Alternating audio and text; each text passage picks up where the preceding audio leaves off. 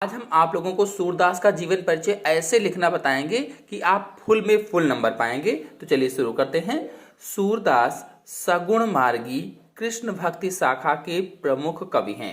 कहा जाता है कि इनका जन्म आगरा से मथुरा जाने वाली सड़क पर स्थित रुनकता नामक गांव में सन 1478 ईस्वी में हुआ था।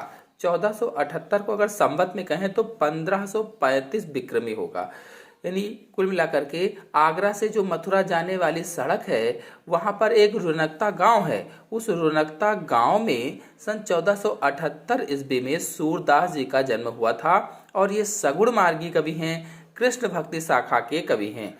कुछ विद्वान इनका जन्म दिल्ली के निकट सीही गांव में मानते हैं, लेकिन कुछ विद्वान ऐसे भी हैं जो इनका जन्म कहते हैं कि दिल्ली के निकट सीही गांव में हुआ था। इसके अतिरिक्त इनके माता पिता, कुटुंबीजनों एवं बंधु बांधवों का कुछ भी पता नहीं है। इसके अलावा केवल जन्म का पता है कि कहाँ पर हुआ था। इसके अलावा इनका पता ना इनके माता पिता का पता है, ना इनके भाई बहनों का पता है, आस पड़ोस के लोगों का पता है।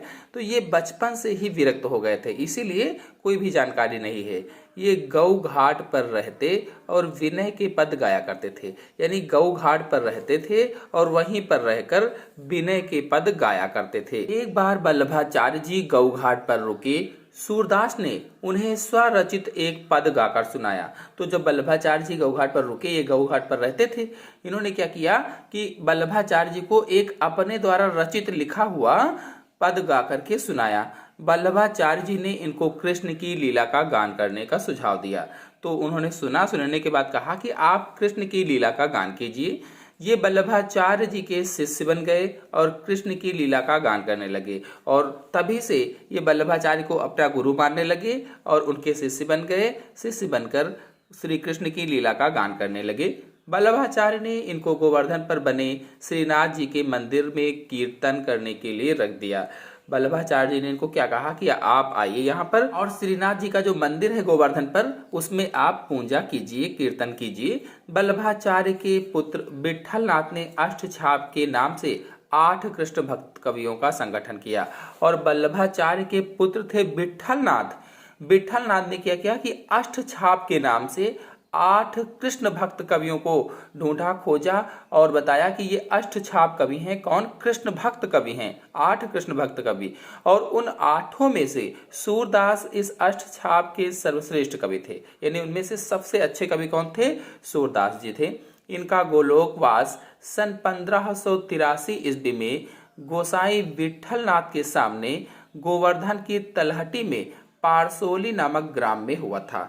यानी इनका गोलोकवास का मतलब है कि स्वर्गवासी हुए सन 1583 ईस्वी में और गोसाई जो विठल नाथ थे, विठल नाथ के सामने यानी जो वल्लभाचार्य के पुत्र थे उनके सामने गोवर्धन की तलहटी में पारसोली नामक ग्राम में हुआ था। खंजन नयन रूप रसमाते पद का गान करते हुए इन्होंने अपने भौतिक शरीर को छोड़ा।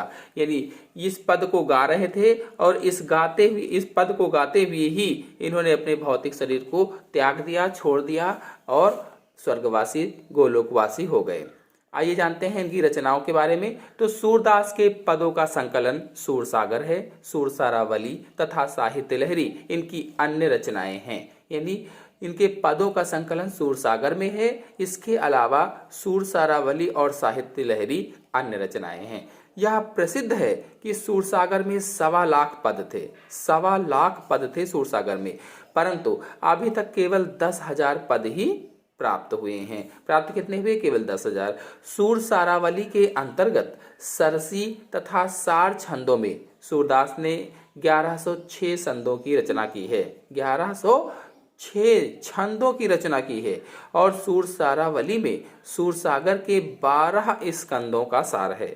सूरदास का तीसरा प्रमाणिक ग्रंथ है साहित्य लहरी, जिसमें उनके 118 दृष्टकूट पदों का संग्रह है। सूरदास ने कृष्ण की बाल लीलाओं का बड़ा ही विशद और मनोरम वर्णन किया है।